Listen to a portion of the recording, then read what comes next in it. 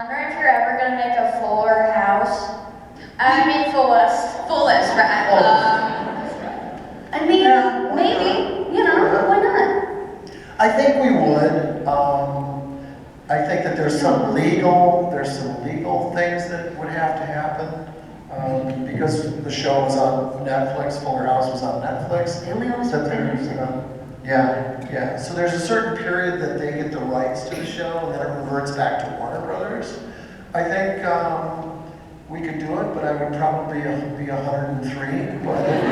That's fine. We all Yeah. move into a retirement community together, and that's what it is. And Bob always made jokes. This is a dark joke that Bob made. Bob said, eventually you're going to do the show and I'm just going to be in a jar in the living room, up on the mantle. That's a Bob joke. That's a Bob joke. It's a Bob joke. But I picked up a vase recently with Andrea and I said, "Bob's in the picture."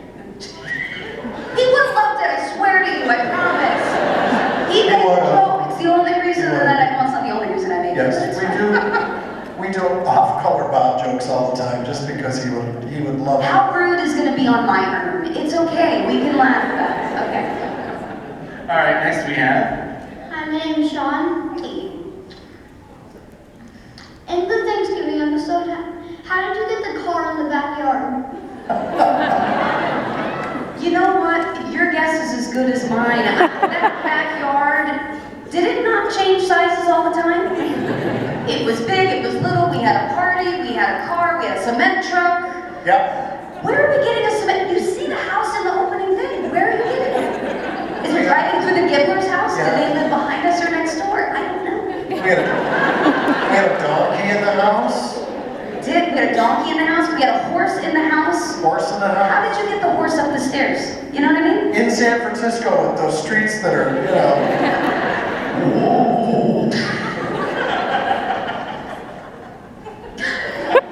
We had a monkey too. We had a monkey. The backyard itself was like a set, so it was all flat.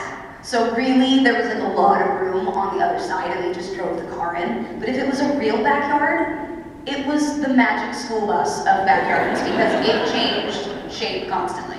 I got to direct the Fuller House episode where you backed the car. That's right, in the right back to kitchen. the part of the kitchen again. Yeah, that was a tricky episode to direct, but it worked. It was great. Yeah. Great question. Next up over here we have. Hi, my name is Jacob. I was wondering if you could say how rude.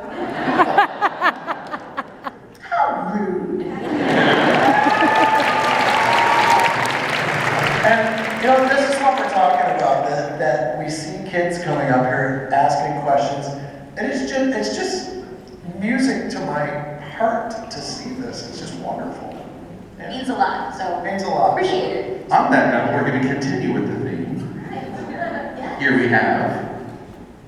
My name is Adelaide from New Jersey, and I was wondering if Stephanie changed her last name in Fuller House when she married Jodie. No. She said Tanner. Maybe there was a hyphenation, but maybe she was like, I'll marry a Gibbler, but taking the name is just that's a step too far. You know what I mean? But no, I think Steph retained her Tanner last name. It's her stage name, DJ Tanner. DJ Gibbler doesn't have the same ring.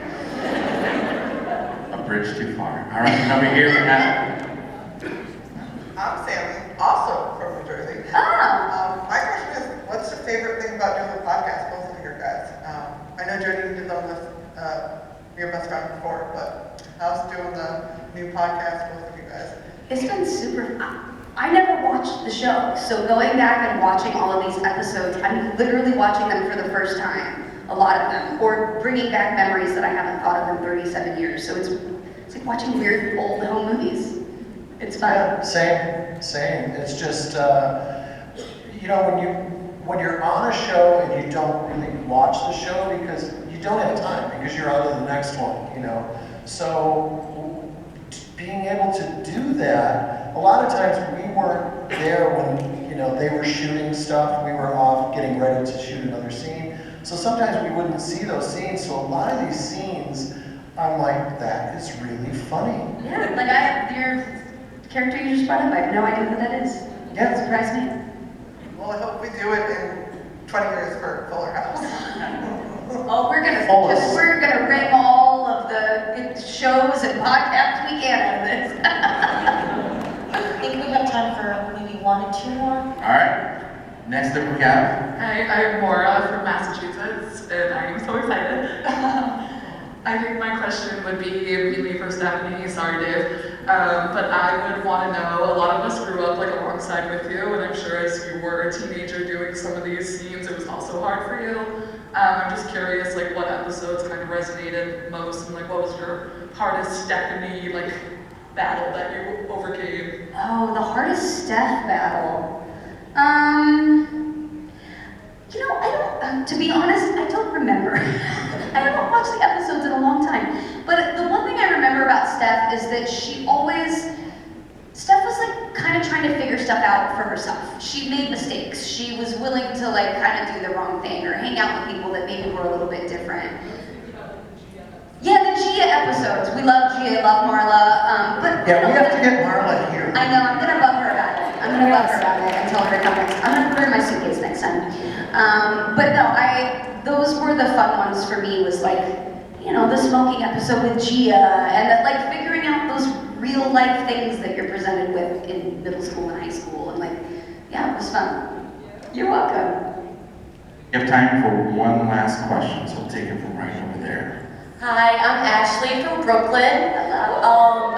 So my daddy raised me a Beach Boy fan. So how was it having, you were young obviously, but you grew up listening to them, I'm assuming, because my daddy did as well. How was it being able to be on stage with the Beach Boys and get to sing their songs, Barbara Ann? I know John was a big Beach Boy fan, but how was it for y'all? It was incredible, and then we did a live performance at the LA Coliseum. And I think there was 77,000 people there for that football game. And we had to shoot that in one take, live, and we got it with the Beach Boys. So it was very surreal walking up in front of 77,000 people I thinking, think I fell down. did you fall down? And I fell down getting Jodie falls down a lot. To this day, I'm To sure. this day. Yeah, Yeah. clumsy spikes. You tried to jump over a fence and broke your ankle. How many years ago? 7. 7. Yeah, because I'm sitting in the little lifeguard tower, perched up there with a bird. But yeah, Did you trip over the CPAP? Is that what happened?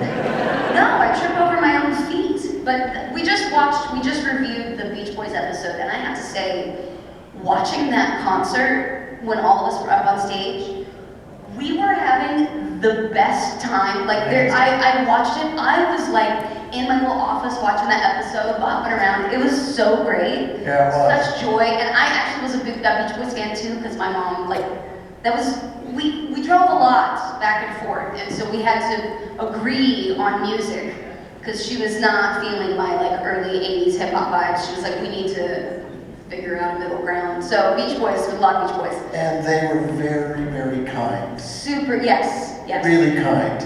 Yeah. Really nice people. Yeah. Oh, thank you. Thank you. Wow, you paid a lot of people in this audience today. I That's not cheap, but I appreciate it, because I feel good. No. Thank you guys so much. did. Thank you for coming out. Let's give it for our panelists one more time. Come on,